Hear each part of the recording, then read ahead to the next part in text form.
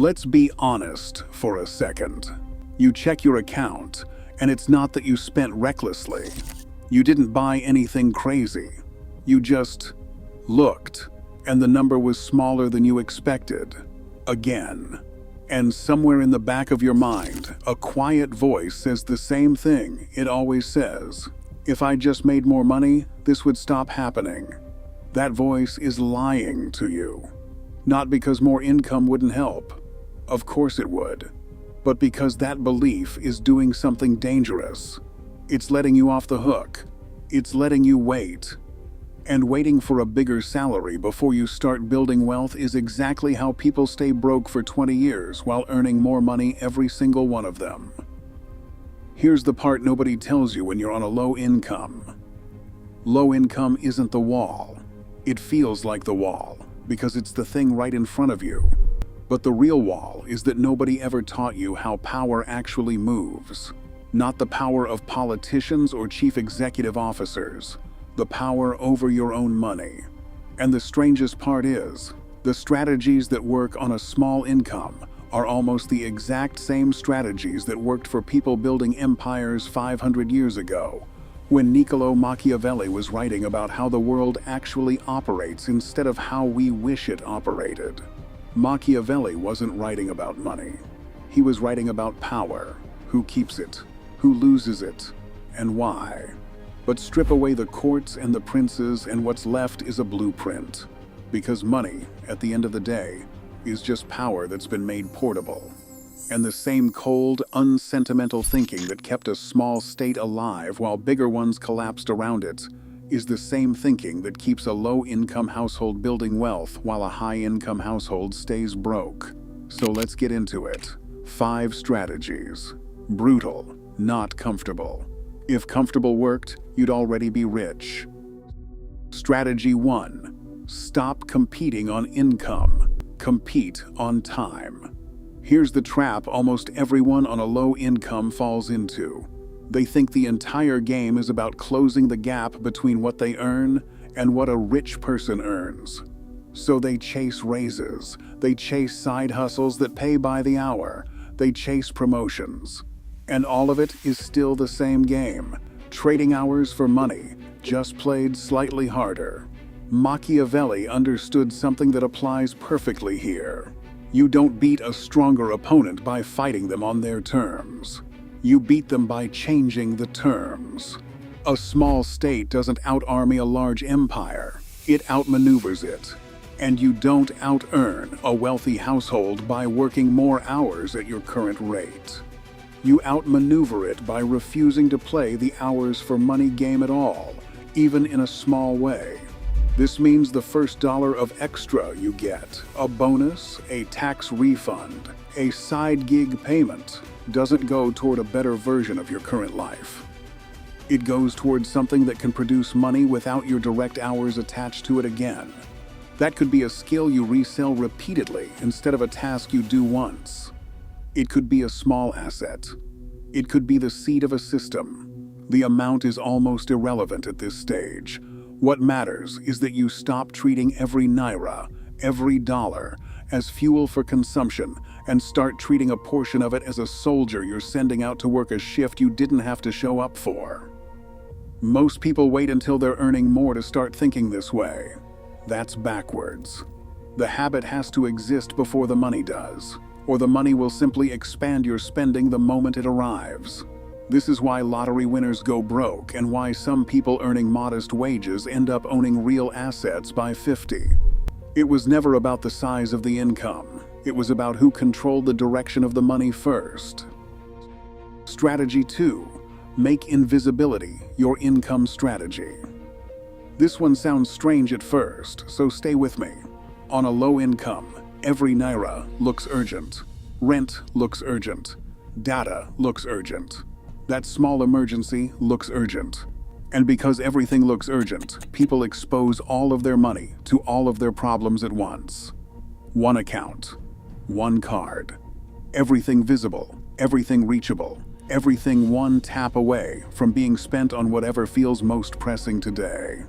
Machiavelli's princes didn't keep their treasury sitting in the open square where anyone, including themselves in a weak moment, could reach it without resistance. They protected it with distance and structure. You need the same thing, scaled down to your life. A portion of whatever you earn, no matter how small, needs to disappear from your own view. A separate account, no card attached, not linked to the app you check 5 times a day. If you can see it and touch it easily, you don't actually have it. You're just borrowing it from your future self, one small withdrawal at a time. This isn't about the amount. On a low income, people assume protection strategies are for people who already have something worth protecting. That's exactly backwards. You protect small amounts precisely because they're the only amounts you have. Lose the habit of protecting 1,000, and you'll never build the habit of protecting 1,000,000. The habit is the asset. The money is just what the habit eventually attracts. Strategy 3. Sell what you know before you have anything else to sell. Here's an uncomfortable truth about low income specifically. It's rarely a skills problem in the way people think. It's usually a packaging problem. You already know things other people would pay for. A way you cook, a way you fix things, a way you explain something confusing to someone else. Most of it you've never once considered selling because you've been trained to think value only comes from a job title, not from ability. Historically, this is exactly how outsiders built leverage against people who already held power and capital. They couldn't outspend the wealthy merchants and landowners of their time, so they sold the one thing they controlled completely: knowledge, craft, and reputation. A skilled tradesperson with no land could still build a life that a landowner's lazy heir couldn't, because skill compounds and inherited comfort doesn't. On a low income today, the version of this is simple and unglamorous. Pick the one thing you already do better than the people around you, not 5 things. 1. And find the smallest possible way to sell it this month. Not the perfect business plan, not the polished brand, just the first paying transaction, a service, a small digital product, a skill someone will pay for once. The amount will be small at first. That's not the point. The point is proving to yourself that your effort can generate income that isn't tied to a boss's schedule. Once that proof exists, everything after it is just scaling something you've already validated, instead of hoping something untested will eventually work. Strategy 4. Treat every debt like it's watching you. Debt is where a low income quietly becomes a lower income. Not through one big mistake, usually, but through a series of small, reasonable-sounding decisions. A phone, on installment. A buy now, pay, small purchase. A loan app that felt harmless because the amount was tiny. Each one, alone, looks manageable. Together, they form something that behaves exactly like a slow leak in a boat. You don't notice you're sinking until the water's at your knees. Machiavelli was blunt about dependency. A ruler who owes his position to someone else is never fully in control of it. The same logic applies to your income. Every naira of your paycheck that's already spoken for before it arrives, because a lender is waiting for it, is a naira that isn't under your control anymore. It belongs to someone else's plan, not yours. And on a low income, you can't afford to have your plan hijacked before the money even lands in your account. This doesn't mean debt is always the enemy. Debt that buys you an asset, a tool that earns, a skill that pays for itself, a business input, is different from debt that buys you a feeling. The strategy here is brutal but simple. Before you take on any new obligation, ask what it does to your control, not just your comfort. If it makes you more dependent on next month's paycheck arriving exactly on time, it's not helping you build wealth. It's quietly building a cage, one small, comfortable payment at a time. Strategy 5. Let your lifestyle lag behind your growth, on purpose. This is the strategy almost nobody on a low income wants to hear, because it sounds like a punishment. It isn't. It's the entire mechanism that makes everything above it work. When income grows even slightly, whether a raise, a new side income, or a better paying job, the instinct is immediate.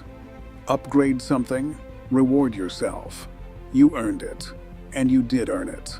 But the moment your spending grows exactly as fast as your income, you've built a system with a permanent ceiling, no matter how many times your income climbs, because the gap between what comes in and what you keep never actually widens. Old wealth, going back centuries, was rarely built by people spending everything their position allowed them to spend. It was built by families who kept living below what their status technically permitted, generation after generation, while quietly reinvesting the difference. Nobody applauded them for it in the moment. It wasn't loud. It wasn't visible.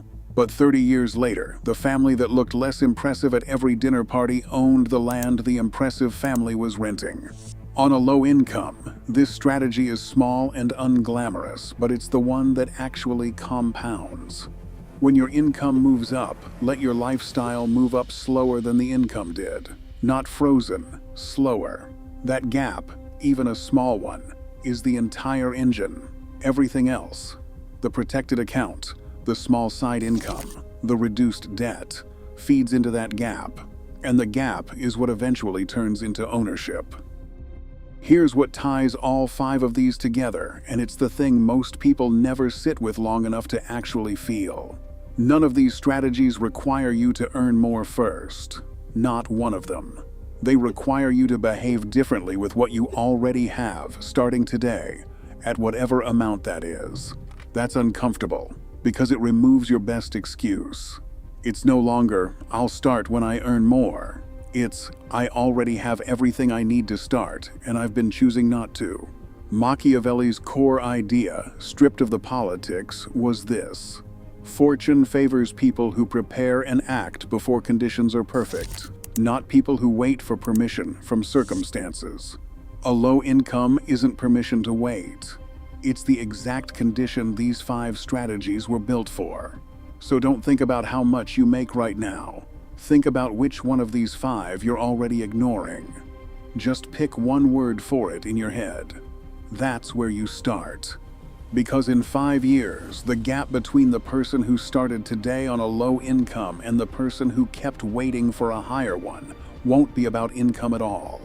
It'll be about who actually built the system while the excuse was still sitting right there, available and unused.